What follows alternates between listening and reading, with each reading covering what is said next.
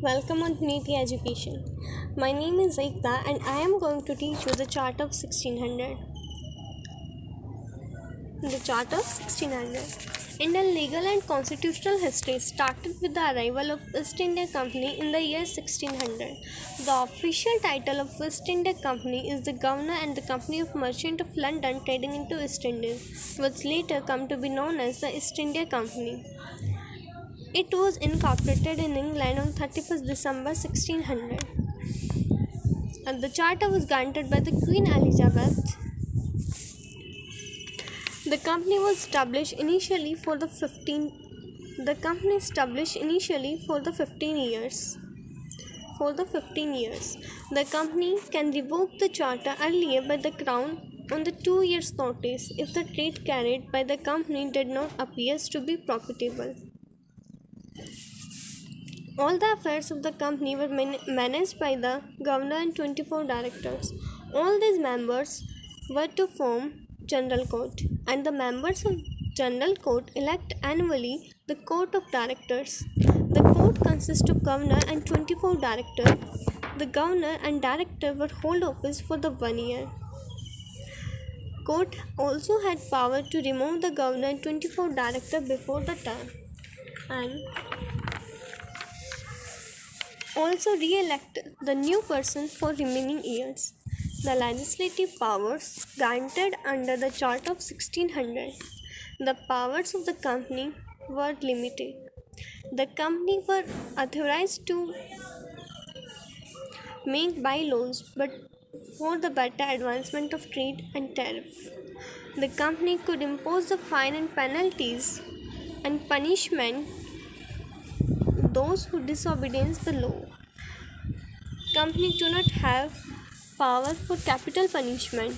Capital punishment were not allowed under Charter of 1600. The laws made by the company were to be not to be contrary to the laws and customs of England. So, by these lines, it's very clear that the Charter of 1600 has the limited powers, do not authorize for the capital punishment. The company could only impose the fines and penalties for the disobedience of laws. The laws made by the company not be contrary to the laws and customs of England. Now we will see the British settlement of Surat and administration of justice. After landing on Indian soil, the most important task for Britishers was to set up a company and finding a suitable place as the center of its trade. The company needed to establish a few factories. Factory was a place consisting of office, residence for company's employees and warehouse for the storage of goods. Company select Surat for its trade. In the time of Mughal Empire, Jahangir, who was the Mughal Empire when the company established its factory in Surat, the name is Mughal Empire Jahangir. At the time when the company established factory in Surat,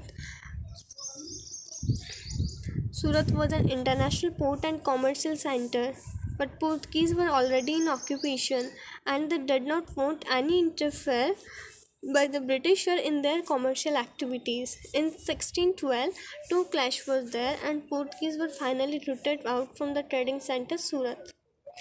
Surat was the first place where the English company established their factory.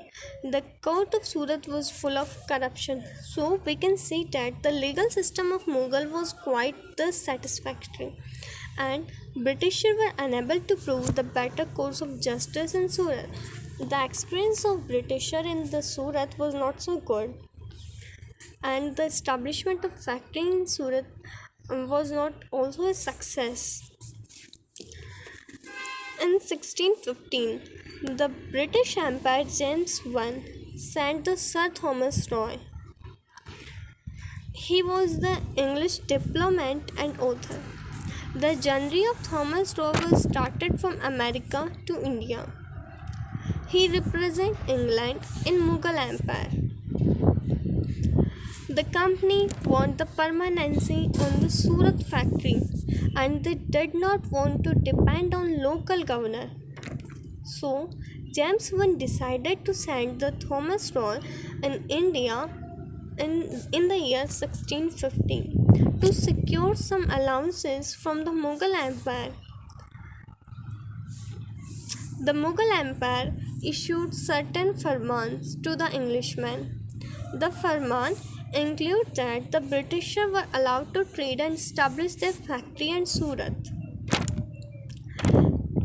And the second is they were allowed to live accordance with their own laws and religions without any local interference. The dispute among the Englishmen were to be settled by their own. And the last is the dispute between the Englishmen and the natives were to be settled by the local authorities. So the Farman include four most important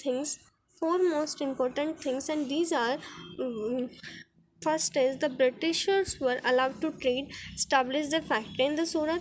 Second is they were allowed to live accordance with their own laws and religions. Third, the dispute between the Englishmen were to be settled by their own. Fourth, the dispute between the Englishmen and the natives were to be settled by the local authorities.